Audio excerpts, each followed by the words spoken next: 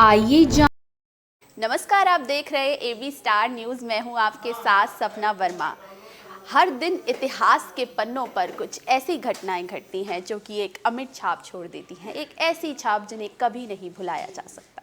और उसी पर आधारित है हमारा ये पूरा कार्यक्रम, जिसका नाम है एक किस्सा दिन का हिस्सा। चलिए बढ़ते हैं हमारे पहले किस्से की तरफ। हमारा पहला किस्सा आज जुड़ा है क्रिसमस डे से। आज क्रिसमस डे का आगाज़ हो चुका है। क्रिसमस डे जिसे पूरी दुनिया में आज वैश्विक स्तर पर मनाया जा रहा है। इसको लेकर देश के प्रधानमंत्री सहित तमाम दिग्गज नेताओं ने ट्वीट कर लोगों को अपनी शुभकामनाएं दी है। और क्या कुछ कहा है, चलिए आपको दिखाते हैं।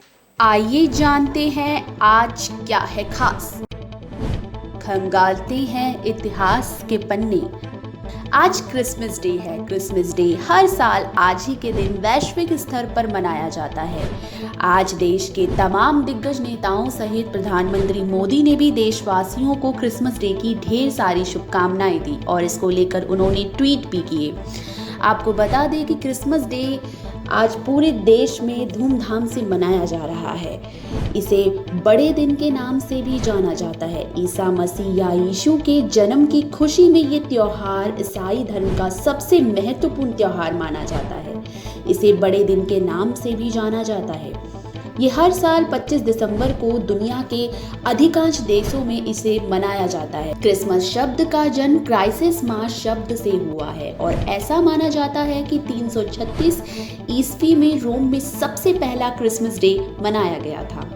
इस दिन लोग एक दूसरे को तोहफे देते हैं, पार्टियां करते हैं। क्रिसमस के इतिहास पर अगर रोशनी डाली जाए तो यीशु मसीह के जन्म दिवस का उत्साह इन दिनों देखने को मिलता है। सभी ने अपने घरों के साथ साथ गिरजाघरों को बहुत खूबसूरती से सजाया हुआ है। क्रिसमस का त्योहार भारत में अब अन्य धर्मों के लोग भी अपनाने लगे हैं, इसको मानने लगे हैं। इसमें अपने दोस्तों और ज़रूरतमंदों को गिफ्ट भी दिए जाते हैं। पहला दिन क्रिसमस डे के रूप में मनाया जाता है। क्रिसमस डे का सेलिब्रेशन अब शुरू हो गया है। क्रिसमस डे का आगाज़ा हो गया है।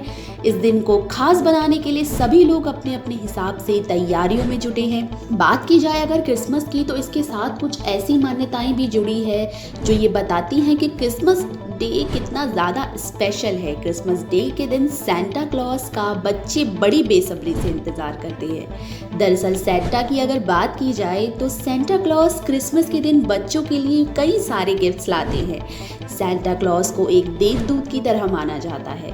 ये भी कहा जाता है कि बच्चों के लिए चॉकलेट, गिफ्ट्स, चीज़ें स्वर्ग से लेकर आते हैं और वापस वहीं चले जाते हैं। दिन को अगर प्रभु यीशु के जन्मदिन के रूप में मनाया जाता है। इसी दिन ये त्योहार शुरू हुआ था। क्रिसमस जीसस क्रिस्ट के जन्म की खुशी का पर्व है। जीसस क्रिस्ट को भगवान का बेटा कहा जाता है। क्रिसमस का नाम क्रिस्ट से पड़ा है। बाइबल में जीसस की कोई बर्थ डेट नहीं दी गई है, लेकिन फिर भी 25 दिसंबर को हर साल क्रिसमस मनाया जाता है। इस तारीख को लेकर कई विवाद भी चले, लेकिन 336 ईसा पूर्व में रोमन के पहले ईसाई सम्राट ने सबसे पहले इसे मनाने की शुरुआत की। इसके बाद सालों बाद पॉप जूलियस ने आधिकारिक तौर पर जीसस के जन्म को 25 दिसंबर को मनाने का ऐलान किया। क्रिसमस के दिन कुछ देशों में ईसाई परिवारों के बच्चे रात के समय अपने अपने घरों के बाहर अपनी जुराबें भी सुखाते हैं। ऐसी मान्यता है कि सेंटा क्लॉज रात के समय आकर इनकी जुराबों में मनपसंद उपहार। 336 ईस्वी में पहली बार रोम सम्राट ने इसे मनाया था। हर साल 25 दिसंबर को क्रिसमस ईव के रूप में मनाया जाता है। आज का दिन बेहद ही खास है क्योंकि आज के दिन कहा जाता है कि भगवान यीशु धरती पर आए थे। भगवान ईसा मसीह का आज के दिन जन्म हुआ था। आज का दिन उन सभी के लिए बेहद खास है। आज का दिन खुशियों को बांटने का दिन है। आज का दिन ज़रूरतमंदों तक तमाम तरीके से खुशियाँ आप जैसे चाहें वैसे पहुँचाएं, क्योंकि हर किसी के जीवन में ज़रूरतमंदों की मदद करना, ज़रूरतमंदों के लिए काम करना बेहद ही ज़रूरी है। क्योंकि कहा जाता है कि जब तक हम किसी के लिए कुछ नहीं करते तब तक भगवान भी हमारे लिए कुछ नहीं करता। तो यही इसी पर आधारित है इस बार का हमारा क्रिसमस डे। आप सभी को क्रिसमस डे की बहुत सारी शुभकामनाएं। चलिए बढ़ते हैं हमारे अगले किस्से की तरफ। हमारा अगला किस्सा जुड़ा हुआ है अटल बिहारी वाजपेयी से। भारत के पूर्व प्रधानमंत्री अटल बिहारी वाजपेयी की आज जयंती है। आज उनके जन्म दिवस के अवसर पर देश के प्रधानमंत्री सहित देश के तमाम दिग्गज नेताओं ने ट्वीट के जरिए उन्हें श्रद्धांजलि अर्पित की और साथ ही साथ उन्हें नमन किया। क्या कुछ कहा है उन्होंने, चलिए आपको दिखाते हैं। आज भारत के पूर्व प्रधानमंत्री अटल बिहारी वाजपेयी का जन्मदिन है, जिन्होंने देश भर में अपनी मृदुलता, सरलता, प्यार से लोगों का दिल जीत लिया। ताउम्र देश की एकता और अखंडता के लिए उन्होंने काफी काम किया। आज अटल बिहारी वाजपेयी जी की 97वीं जयंती है। इस मौके पर देश के प्रधानमंत्री सहित तमाम दिग्गज नेताओं ने उन्हें श्रद्धांजलि अर्पित करते हुए उनके बलिदान और त्याग को नमन किया है। अटल जी की अगर बात की जाए, वो बहुमुखी व्यक्तित्व, कवि, पत्रकार, राजनेता और न्याय, समानता और शांतिपूर्ण सह अस्तित्व के धनी थे। उनके जन्मदिन को कई जगह पर सुशासन दिवस के रूप में भी मनाया जाता है। उनकी छाप पूरे देश में हर जगह रही है, लेकिन बिहार से उनका एक अलग ही रिश्ता रहा है। वो हमेशा कहते रहते थे कि आप बिहारी हैं तो मैं अटल बिहारी हूँ। उन्होंने मैथिली को संविधान की 8वीं अनुसूची में शामिल किया है।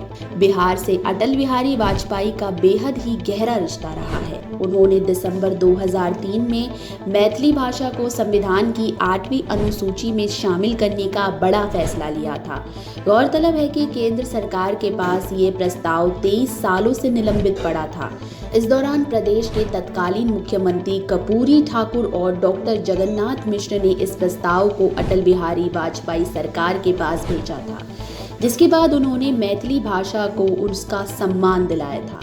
बिहारी भारतीय जनता पार्टी के पूर्व प्रधानमंत्री अटल बिहारी वाजपेयी की आज पूरा देश जयंती मना रहा है। इसे सुशासन दिवस के रूप में मनाया जा रहा है। कार्यकर्ता राज्य के सभी बूथों पर वाजपेयी की प्रतिमा और तस्वीरों पर माल्यार्पण किया जाएगा। इस मौके पर कई तरह के कार्यक्रमों का आयोजन भी किया जा रहा है।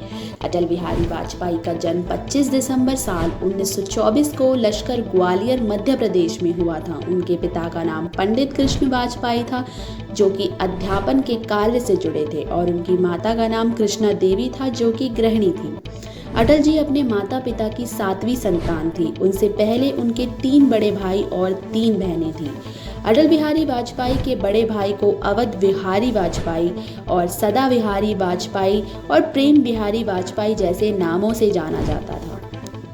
बिहारी वाजपेयी की प्रारंभिक शिक्षा बड़नगर के गोरखी विद्यालय से पूरी हुई। इस विद्यालय में अटल जी ने 8वीं तक की शिक्षा प्राप्त की।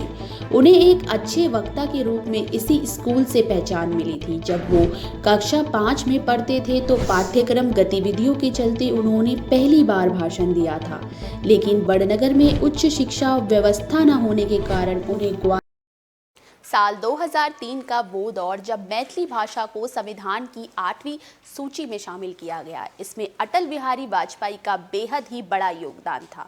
उन्हें अपने आप को बिहारी कहने में हमेशा से ही फक्र महसूस होता था। उनके दिवस को आज सुशासन दिवस के रूप में मनाया जा रहा है।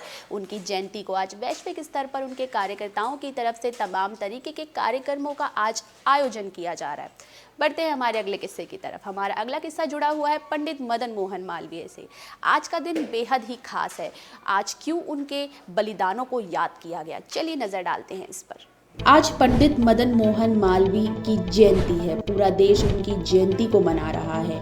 देश के प्रधानमंत्री सहित देश के तमाम दिग्गज नेताओं ने उन्हें नमन किया है। उनकी बलिदान और त्याग को याद कर उन्हें श्रद्धा सुमन अर्पित किया है। आपको बता दें कि पंडित मदन मोहन मालवीय का जन्म 25 दिसंबर साल 1861 को प्रयागराज में हुआ था। पंडित मदन मोहन मालवीय सती प्रथा को हटाने का उनका सबसे बड़ा योगदान रहा है। सती प्रथा के भारत में फैली तमाम कुरीतियों की उन्होंने कठोर निंदा की। साल 1909 में उन्होंने कांग्रेस के लाहौर अधिवेशन की अध्यक्षता भी की। बनारस हिंदू विश्वविद्यालय की संस्थापक भी उन्हें माना जाता है। उनकी इसमें बेहद ही अग्रणी भूमिका रही। उन्हें वर्ष 2014 में देश के सर्वोच्च नागरिक सम्मान और भारत रत्न से नवाजा गया।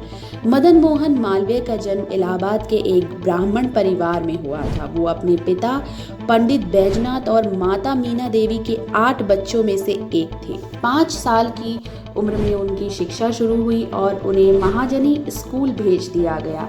इसके बाद वो धार्मिक विद्यालय चले गए, जहां उनकी शिक्षा दीक्षा हरादेव जी के मार्गदर्शन में हुई। यहीं से उनकी सोच पर हिंदू धर्म और भारतीय संस्कृति का प्रभाव पड़ा।